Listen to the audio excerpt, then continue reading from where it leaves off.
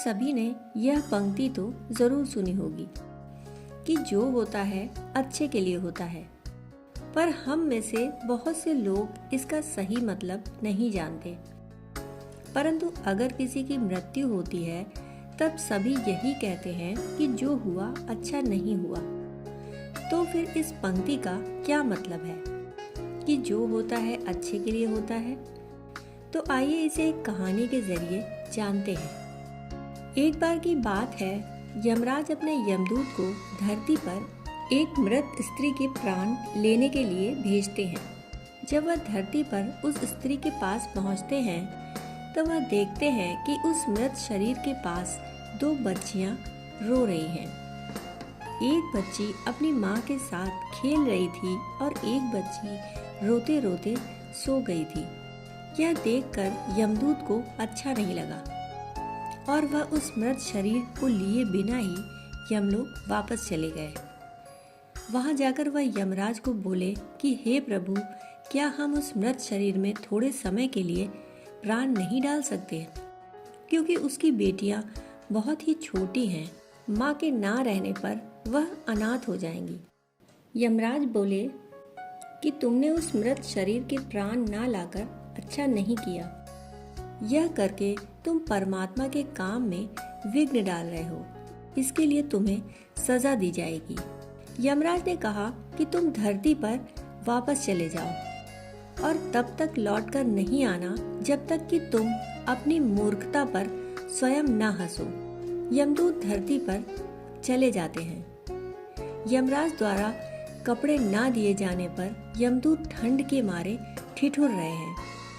उसी समय वहां से एक व्यक्ति गुजरता है। उसे यमदूत को ऐसी हालत में देखकर बहुत दया आती है।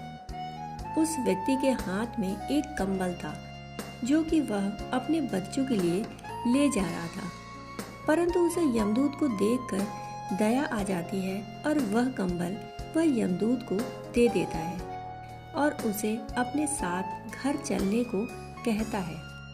जब वह व्यक्ति घर पहुंचता है तब उसकी पत्नी उससे पूछती है कि क्या तुम बच्चों के लिए कंबल नहीं लाए?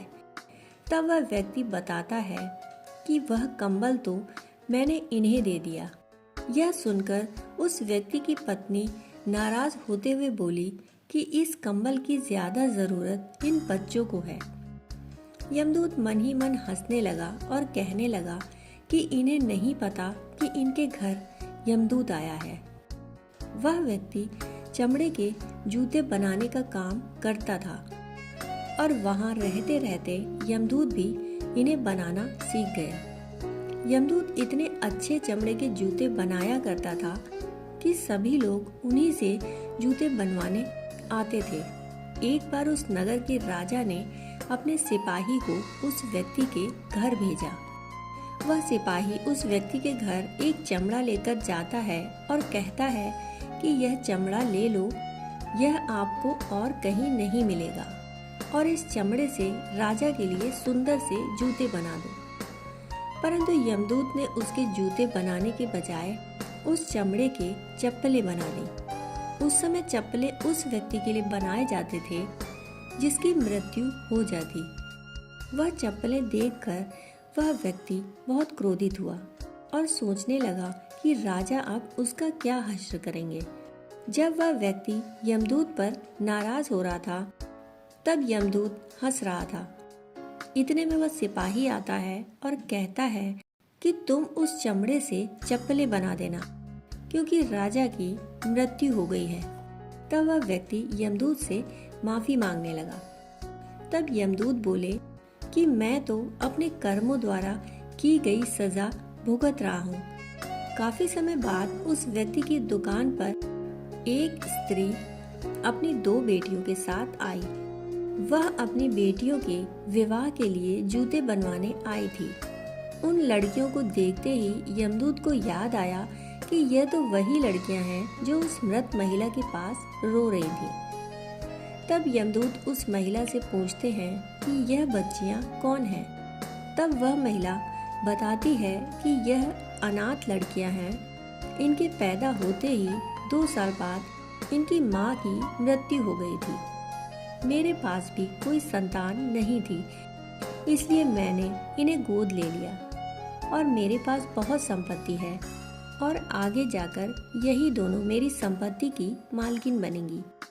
तब यमदूत को खुद पर हंसी आई और उसे अपनी मूर्खता का एहसास हुआ। तब वह एक बार फिर हंसा।